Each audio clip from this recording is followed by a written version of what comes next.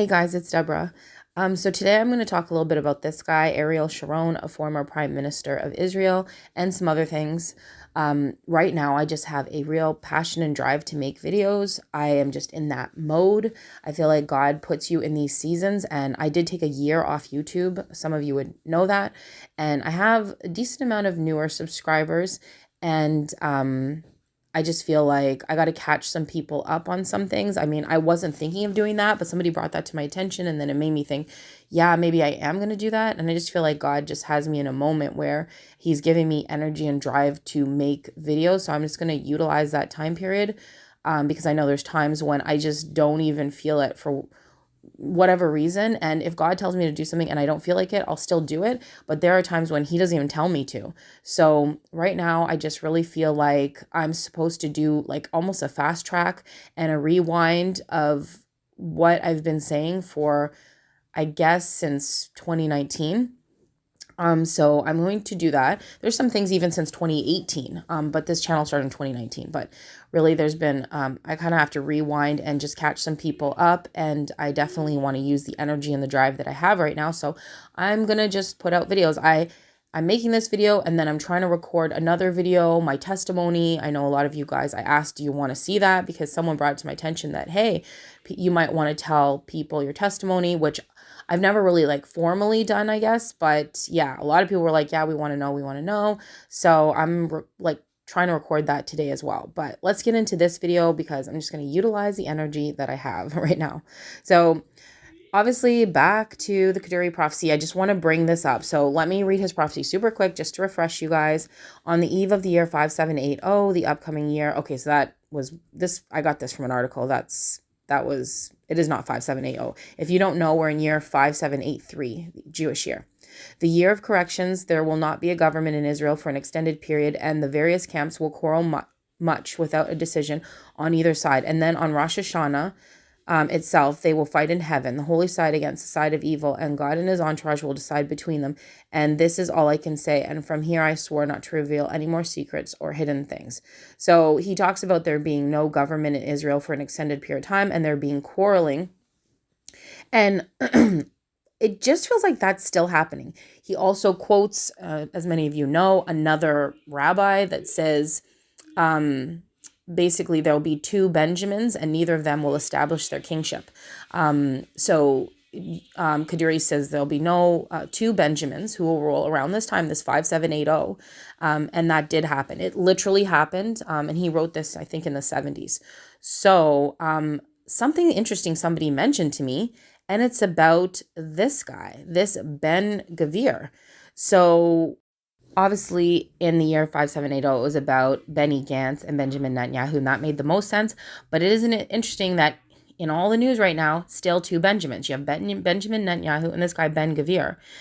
This is here. It's Israel's new hard right national security minister. So he's doing crazy things right now. I don't know if you want to look into it, but he's just doing crazy things, asking all Palestinian flags to be removed. He went on the Temple Mount when they said don't go up there or something. Like, he's just doing crazy things. So basically what's happening right now is that there are still two Benjamins. Now, he's not trying to establish his kingship, maybe. I don't know. It just depends how you want to look at it. But something I wanted to bring to your attention, that it says there will be no government, but many times the government was formed and it was crashed to the ground. So I'm not sure how to look at that. What I think is a government can be formed, but nothing's stable. That's what Kadiri was saying. Like, there will be no government because even though Netanyahu established it, I don't know if you've read recent articles, but recent articles are saying they are trying to take him out big time because he's really far right wing, meaning very Zionist, very orthodox, against, all the liberal stuff. So I just wanted to bring that to your attention, that there still are two Benjamins. And even though there's a government, it's like there has been several times a government, but it keeps crashing. And what Kadiri was trying to say was there's going to be much quarreling for, it said, a long time. That's what it basically said. There's going to be quarreling for a long time. So that's what we're kind of looking at. Now, I wouldn't even give any rabbi's prophecy really the time of day. mostly because of what they believe, but because he believed in Yeshua at the end and all that kind of stuff. This is why I even look at it. But I know a lot of people are like, don't even look at it and all this stuff. Like, it was because of that part. We test prophecy, we don't despise it. And at this point, it is interesting that in all of the news right now is, again, two Benjamins.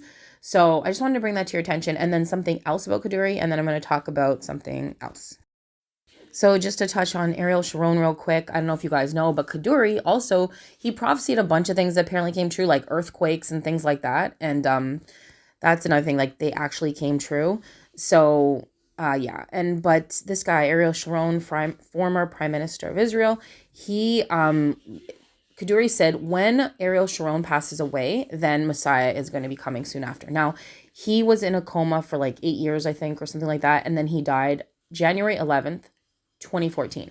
So it's been quite a while, but everything, like, not everything, but like a lot of times in these prophetic things, they just take longer than our minds think they should take. So one thing I wanted to say was 2014 was a really big year because you had those two cows born with the sevens on their forehead. You have the tetrad. That's when my daughter had a really big awake vision, and that's when I got awakened to end times. Well, sorry, I didn't know what it was, but it was like my first step towards end times was in 2014, which is something else I want to get into for those of you who don't know my full story.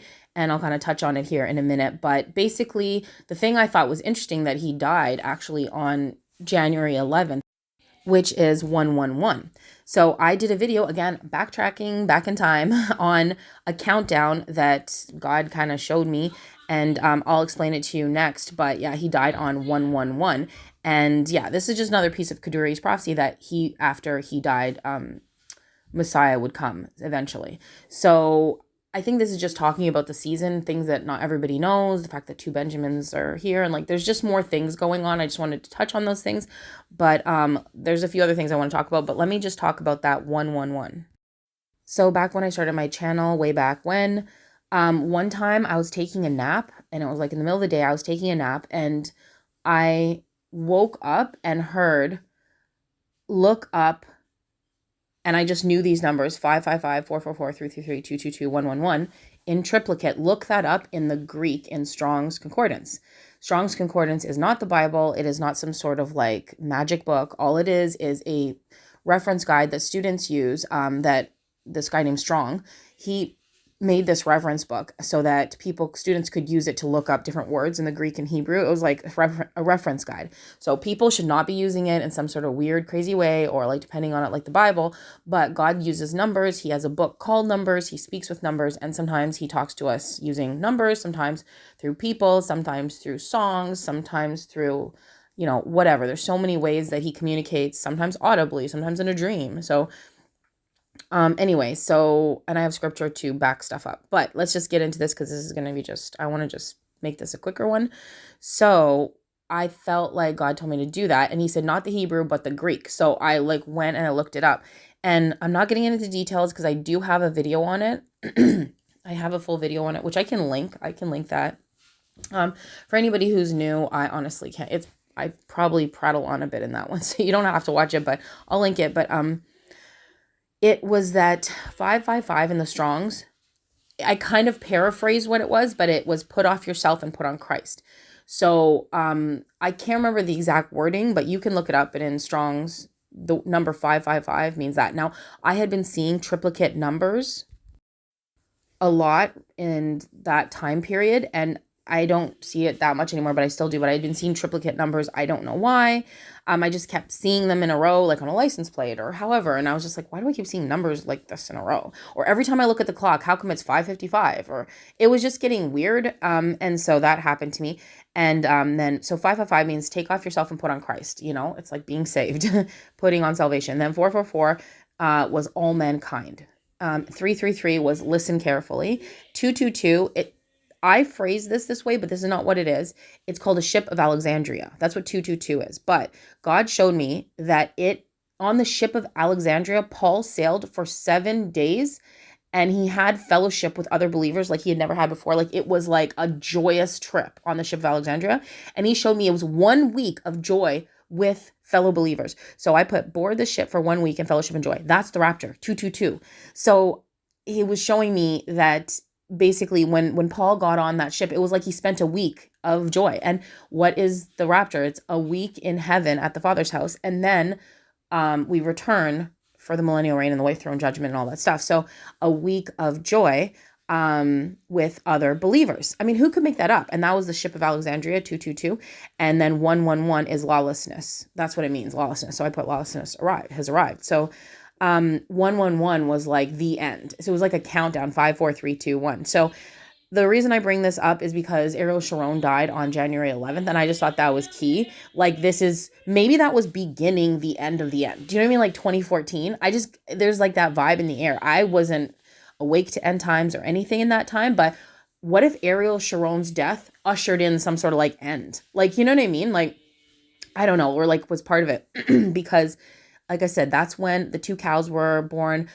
If you don't know what I'm talking about, there was 2 cows born in America that had a perfect 7 on their forehead. And it kind of is like representing, maybe just the tribulation in general, maybe 7 good years, 7 bad years, just kind of telling the world to prepare. I'm not sure because we're kind of past 14 years now. So I'm not exactly sure, but it definitely was to me kind of significant. And it's the time of the tetrad, which was like a blood moon situation, which even though these things pass, that doesn't mean they're not big signs, because they are. And God tells us that, there'll be signs in the moon and the stars and stuff like that and other things. Like, I am no expert on astrology or anything, but blood moons, even the Jews believe, are a sign for them, and eclipses a sign for the Gentiles. And I don't have all the research on that, but the point is, things in the sky are important. So that tetrad was important. So anyway, 2014 ushered in a lot. So what if that was kind of like, the start of the end of the end? I don't know, but I just wanted to bring this back up to you, that I had this awake knowing when I came out of a dream. I'm not a dream. I wasn't dreaming. When I came out of a nap, and I just heard "look it up," and it made a sentence. It fully made a sentence. Like, I wake up hearing "look it up." I look it up and it makes a sentence. How could that be? So lots of you guys know about that, but some of you don't. And again, I feel like maybe I should refresh. I did a whole video, a walk and talk, where I was like, this is like the restart button. This is like 2023, this new year. Like, why don't you make it a restart where you're just kind of refreshing yourself and saying, hey, why am I believing the things I'm believing? Let's get to the core. Let's get to the purpose. Let's do things purposefully, because maybe it's just that there's not a lot of time left. So maybe God's like, no more wasting time. Let's get to it. And that, just talking about wasting time, if you're going to waste time in the comments saying things that are absolutely ridiculous, like, some people are just not all that bright. Some people are wicked. Some people are argumentative, whatever, like that. I don't have a lot of that, but I just want to put it out there that I block and delete like so easy. Now, I used to be all nice and talk to people. That was ages ago. I'm nice, but if you're decent and it's a decent conversation and you're obviously just asking questions, that's fine. But if you're super weird, I mean, like super weird, like you're going to say something absolutely just completely whatever out there and just that way, I mean, it's just, you're wasting everybody's time, because then you can't comment anymore. So I just putting that out there, because like I said, people don't fully know my channel and stuff like that. It's not that I mean, it's that some people are just completely out to lunch. Like, this is the World Wide Web. All right, so I don't want to waste any more time. But again, I was saying that this is kind of like a recap of some things. So it was brought to my attention that, hey, there's new subscribers. Maybe people want to hear some things that they didn't know. And then I was like, yeah, maybe. And even old subscribers, there's things that you forget and I forget. And it just brought back to memory some of these things where I'm like, these things were important. Let's remember the important things. So let me move on to the next thing. So talking about the comment section, someone in the comment section, and thank you very much for pointing this out, said in Matthew 24:23, it talks about a false Christ appearing. So it's interesting, like 23, like 2023, could there be, false Christ appearing? And then Matthew 24:30, so as in like thinking of 2030, there it talks about the second coming of Christ, because this is it. It says, and then shall appear the sign of the Son of Man in heaven, and then shall all the tribes of the earth mourn, and they shall see the Son of Man coming in the clouds of heaven with power and great glory.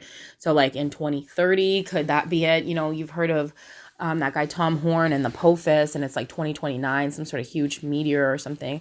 So anyway, just timelines I've been talking about with Abraham, and when he came into the promised land in 2023, he came into the promised land in 2023 AM. That's a whole thing. There's there's AD, there's BC or BCE or whatever. Anyway, so anyway, the point is there's some links, possible parallels to these numbers. So in 2030, could it be the second coming of Christ? And that's where I was saying talking about the second coming of Christ, that was my first, just that topic was my first like little wake up to end times. In 2014,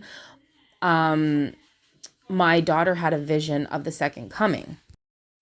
At the time, I was a Christian. I had been walking maturely with the Lord and very faithfully, but end times had been shrouded, I believe, for a time for me. But let me just read a verse of what she saw.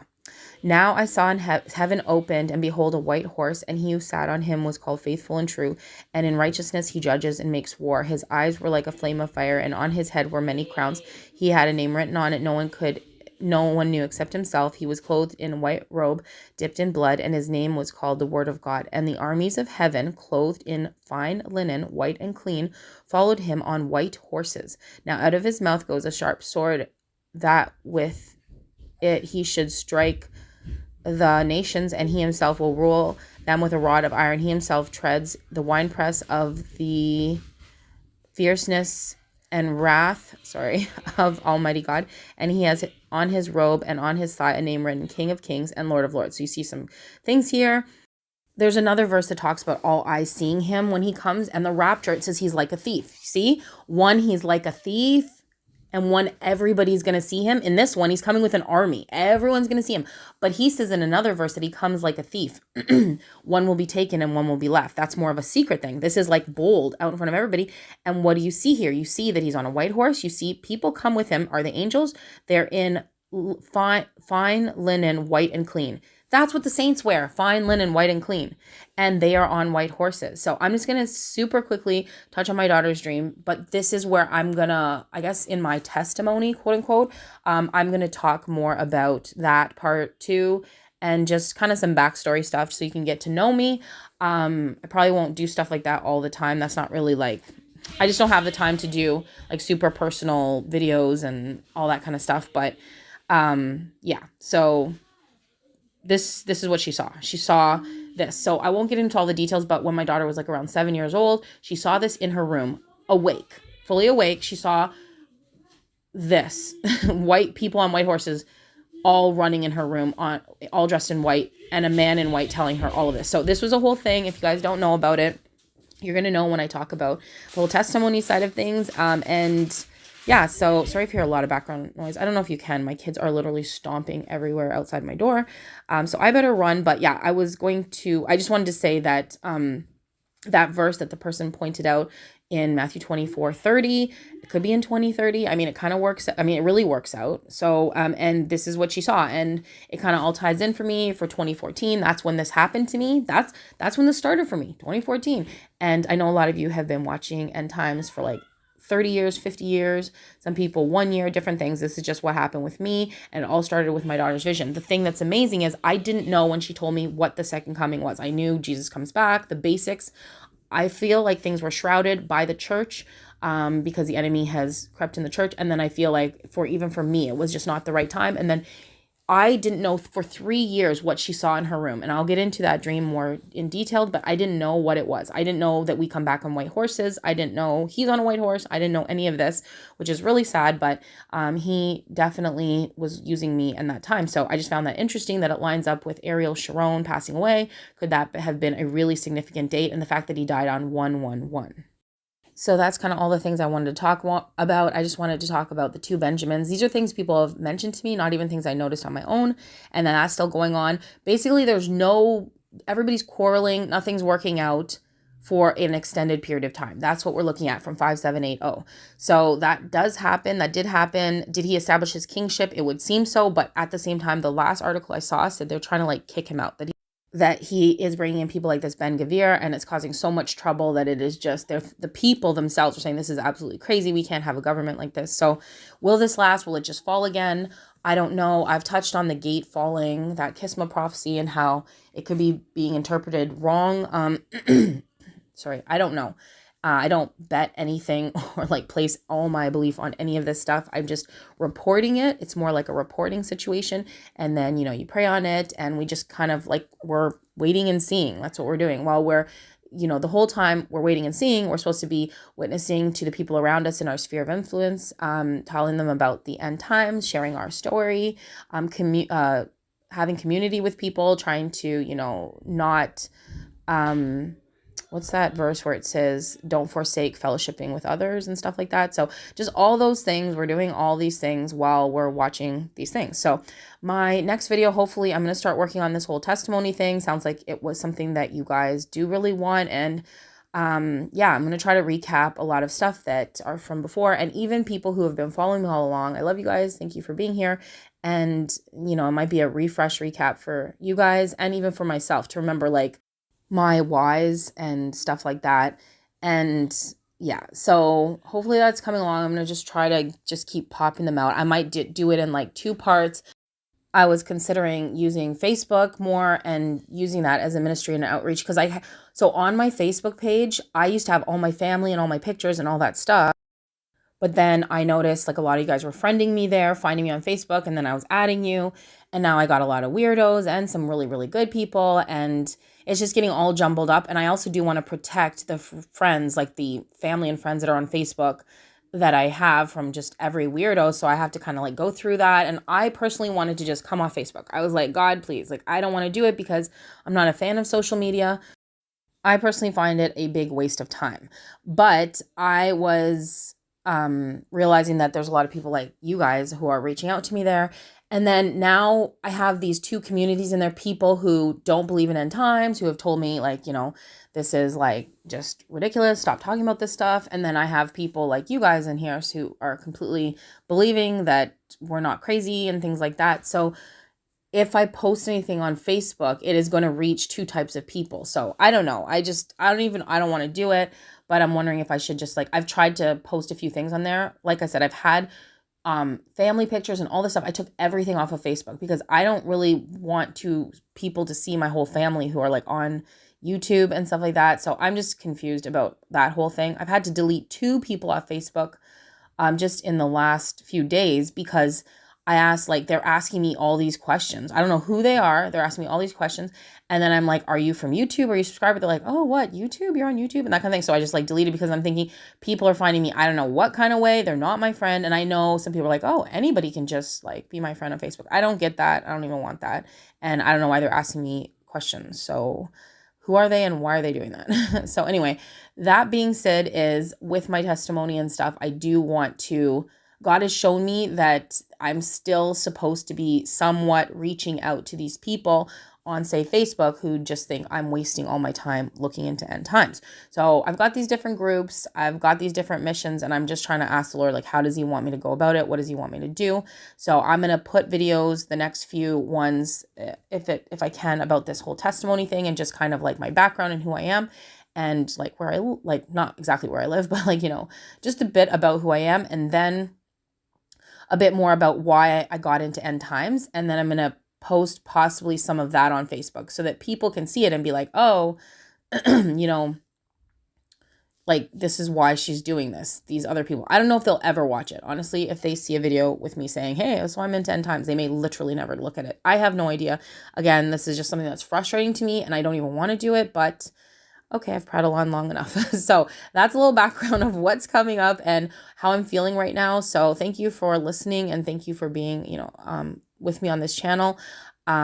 We go through ups and downs, people who make these channels, where it almost feels like sometimes people take breaks or need a break, and then someone else picks up. Like, there's many channels I subscribe to where and I don't subscribe to tons, but several, where sometimes they'll just be gone for a long time, and then they'll come back, and then sometimes I'll be gone for a long time, and then I'll come back. And I don't know if it's just frustration or whatever, but it almost feels like a tapping in and a tapping out. Like, hey, this person has energy, and this person has, God is leading them, and God is giving them that time period, and then they make a lot of videos. So I feel like I'm in a mode of making a lot of videos, but I could be wrong, and I don't know how long it's going to last.